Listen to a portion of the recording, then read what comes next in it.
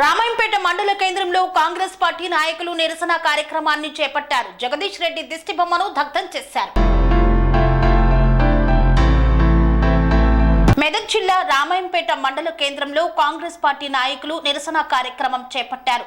Assembly speaker గడ్డం ప్రసాద్ కుమార్ పై మాజీ మంత్రి జగదీశ్వర్ రెడ్డి చేసిన వ్యాఖ్యలకు నిరసనగా టీపీసీసీ రాష్ట్ర అధ్యక్షులు మహేష్ కుమార్ గౌడ్ ఇచ్చిన పిలుపు మేరకు నిరసన కార్యక్రమం చేపట్టారు. టీపీసీసీ సభ్యులు చౌదరి సుప్రభాతరావు ఆధ్వర్యంలో కాంగ్రెస్ పార్టీ నాయకులు కేసీఆర్, జగదీశ్వర్ రెడ్డి దిష్టిబొమ్మల శవయాత్ర కార్యక్రమాన్ని నిర్వహించారు. అంబేద్కర్ విగ్రహం నుండి ప్రారంభమైన శవయాత్ర బస్టాండ్ వరకు కొనసాగింది. బస్టాండ్ వద్ద కేసీఆర్, జగదీశ్వర్ రెడ్డి దిష్టిబొమ్మలు దహనం చేసి నిరసన తెలిపారు. ఇప్పటికైనా బీఆర్ఎస్ నాయకులు తమ పద్ధతి మార్చుకోవాలని, లేని పక్షంలో ఎక్కడికక్కడ వారిని నిలదీస్తామని హెచ్చరించారు.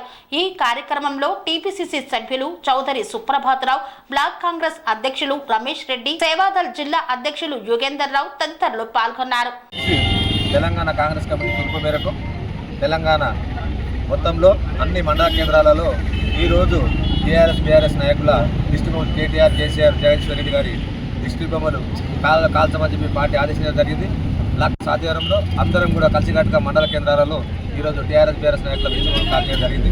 గతంలో శాసనసభ సమావేశంలో మనం అందరూ చూస్తున్నారు. జగదీశ్వర్ రెడ్డి గారు అహంకారంతో మన స్పీకర్ గారు అయినటువంటి గడ్డ ప్రసాద్ గారిని అవహేళన చేస్తూ మాట్లాడిన సందర్భంగా అన్ని పార్టీలు కూడా, అన్ని ప్రజాపక్షాలు కూడా ముక్తగానంతో ఖండించడం జరిగింది. ఆ ఖండించడంతో అతను కూడా అసెంబ్లీ సమావేశాలు కంప్లీట్ అయ్యే వరకు కూడా అతన్ని బహిష్కరించడం జరిగింది. అందులో భాగంగా ఇప్పటికి కూడా వాళ్ళు మళ్ళీ ఇంకా రీడిమాండ్ చేయడము, మళ్ళీ అతన్ని తీసుకోవాలని చెప్పి మా టీఆర్ఎస్ నాయకులందరూ కూడా కాంగ్రెస్ పార్టీ నాయకుల దిష్టిబొమ్మలు అంటిపెట్టడం జరుగుతుంది. దానికి ప్రతీకార చర్యగా వాళ్ళకి ఖచ్చితంగా హెచ్చరిస్తున్నాము. ఇంకా పార్టీ అధికారంలో ఉందని అహంకారంతో టీఆర్ఎస్ నాయకులు ప్రవర్తిస్తున్నారు. ఇలాగే ప్రవర్తిస్తే ఈ దిష్టిబొమ్మలే కాదు, నిజంగా కూడా వాళ్ళ పైన కూడా భౌతిక దాడులు కూడా చేయవలసిన పరిస్థితి ఏర్పడుతుంది. ఎందుకంటే గతంలో కూడా ఇవాళ రాష్ట్రాన్ని లూటు చేసుకుని పోయిండ్రు. ఈరోజు రేవంత్ రెడ్డి ఒక్కొక్క రూపాయి పోగు చేసుకుంటూ అన్ని సంక్షేమ పథకాలు ముందుకు తీసుకుపోతున్నాడు. అందరి ప్రజలకు అందే విధంగా ప్రయత్నం చేస్తున్నాడు. దాన్ని నమ్మలేక మింగలేక ఈరోజు కాంగ్రెస్ పార్టీ మీద ఏదో అబండాలు చేయాలని చెప్పి కొన్ని యూట్యూబ్ ఛానళ్ళను పెట్టుకొని అసత్య ప్రచారాలు చేస్తూ, ఏంటంటే ఒరిజినల్ జర్నలిస్ట్ ఇక్కడ కూడా అసత్య ప్రచారాలు చేయడం లేదు. ఈ పనికిరాని జర్నలిస్ట్ కొందరు ఉన్నారు. వాళ్ళు తెలియని వాళ్ళు నిజంగా జర్నలిస్ట్ ఆకారం తెలియదు. అందుకు ముఖ్యంగా మా జర్నలిస్ట్ నాయకులకు అందరికీ చెప్తున్నాము, ఈ ఫేక్ జర్నలిస్ట్ అందరినీ కూడా మీరు కూడా ఖండించాలని చెప్పి కోరుతున్నాము. రేవంత్ రెడ్డి గారు కూడా నేను అసెంబ్లీ సాక్షిగా చెప్పడం జరిగింది. రేపు రాబోయే కాలంలో కూడా ఏదంటే ఫ్యాక్ట్ పరిచయించే జర్నలిస్ట్ కూడా ఫ్యాక్ట్ చెప్పండి. ఏదన్నా కాంగ్రెస్ పార్టీ తప్పు చేసినా, టీఆర్ఎస్ తప్పు చేసినా, ఏ పార్టీ తప్పు చేసినా తప్పును మీరు ఎత్తి చూపడం మీ డ్యూటీ కాబట్టి మీరు చూపించవచ్చు. అందులో భాగంగానే కొందరు ఫేక్ సమాచారం ఇవ్వకుండా కాంగ్రెస్ పార్టీ చేసే అభివృద్ధి పథకాలను కూడా ప్రజలకు తీసుకుపో.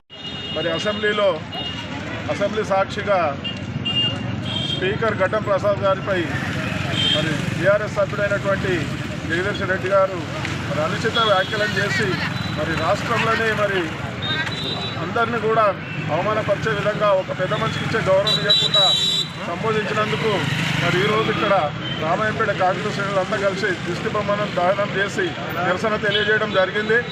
మరి గత 15 నెలల నుంచి కాంగ్రెస్ పార్టీ ఏర్పడిన తర్వాత రాష్ట్రంలో ఎన్నో సంక్షేమ కార్యక్రమాలు, అభివృద్ధి కార్యక్రమాలను చేపడుతున్నందుకు మరి బీఆర్ఎస్ నాయకులు ఓర్వలేక మరి ఇష్టం వచ్చినట్టు ప్రేరేపణలు చేసి మరి రాష్ట్రంలోనే మరి ఏదో మేము చేస్తున్నామని తెలియజేసి మరి వారికి ఒక తప్పుదో పట్టిస్తున్నందుకు వారికి మరి కఠినంగా రాబోయే రోజుల్లో కూడా ప్రజలు శిక్షిస్తారని తెలియజేస్తూ ఉన్నాం.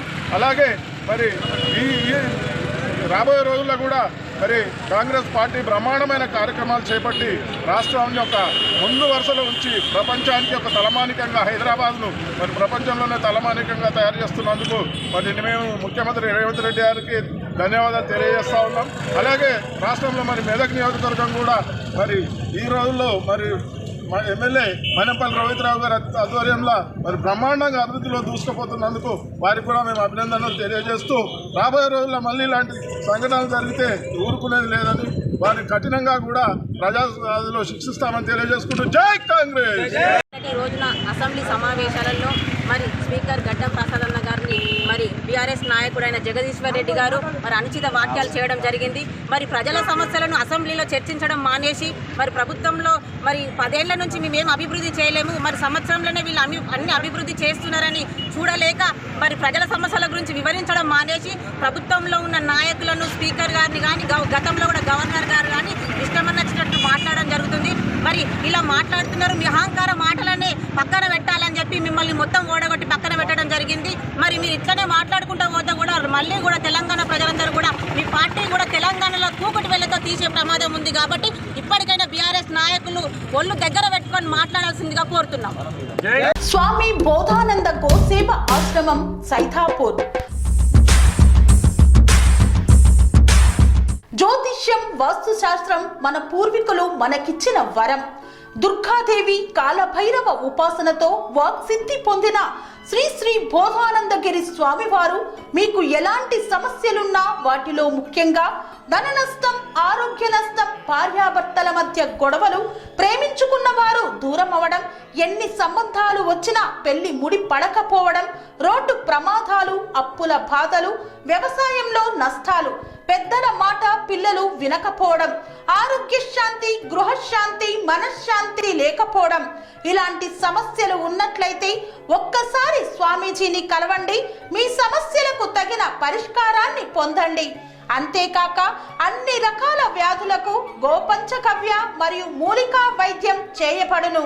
నమ్మకంతో రండి, ఆయురారోగ్యాలతో వర్ధిల్లండి.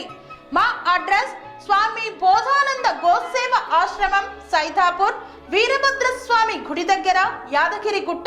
సంప్రదించవలసిన నెంబర్ 9849213754 మరియు 9618034138.